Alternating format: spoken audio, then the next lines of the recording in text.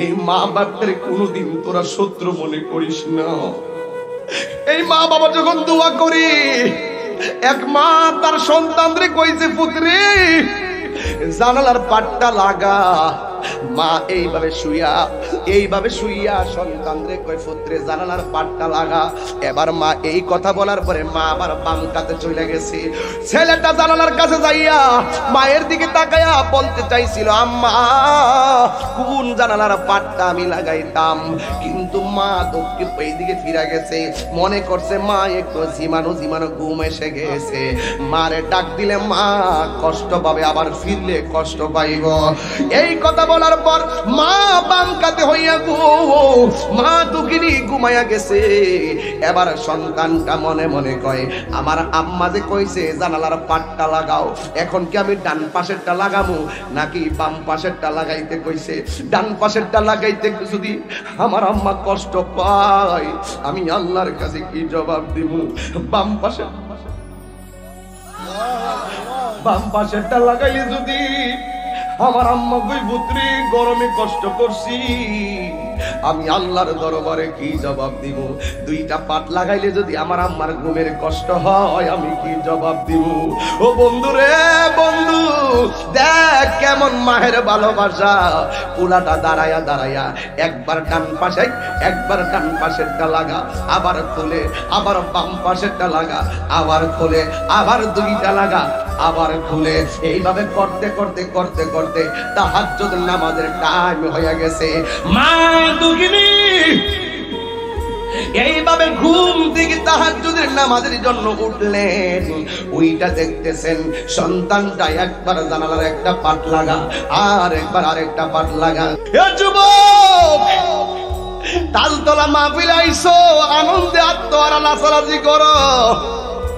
বাড়ির মধ্যে তুমি বুঝুনি তোমার মা তোমার লাগে অপেক্ষা করতেছে।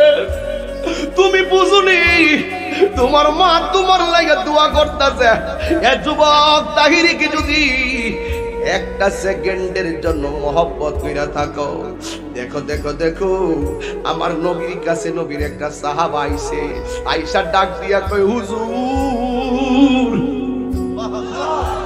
আমি এই কথাগুলো কিন্তু সহজে ওয়াজে বলি না, এখন বলতেছি আজকে আপনাদের তালতল মানুষের দৃষ্টি আকর্ষণ করে বলতেছি। সব ওয়াজ আজকে বাড়িতে আমলের জন্য নিয়ে যাইবেন।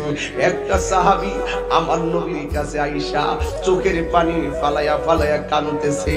ও বন্ধু রে, বাবা কেমন জিনিস, ও বন্ধু মা কেমন জিনিস। ওই সাহাবীটা আমার নবীর কাছে আইসা চোখের পানি ফালাইয়া কান্দে।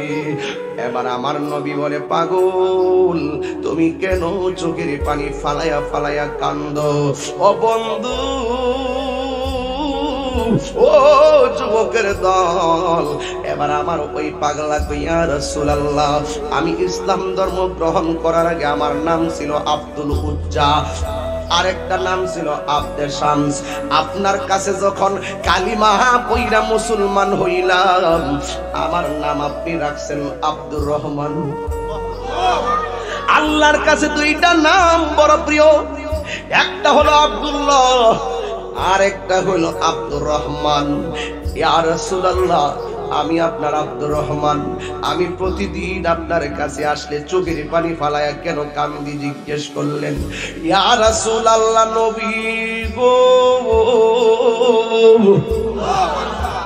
ও মায়া নবীজি, আমি আপনার কাছে আসি বলে আমার আম্মা হলো ওয়াহিয়া মুশরিকা, আমার আম্মা হলো বিধর্মী, আমার আম্মা হলো মুশরিকা।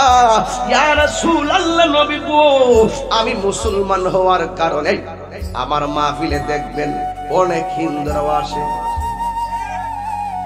হবিগঞ্জে কয়েকটা স্টেজের মধ্যে মুসলমান হয়েছে, অনেকগুলা মাহফিলে হিন্দু ওয়াজ শুনতে আসে। আরে বাবারে, একটা কথা মনে রাখবেন, আমার নবী বলেন মা বাবা যদি মুশরিকা হয়, মা যদি বিধর্মী হয়, মা বাবার সঙ্গে খারাপ ব্যবহার করা যাবে না।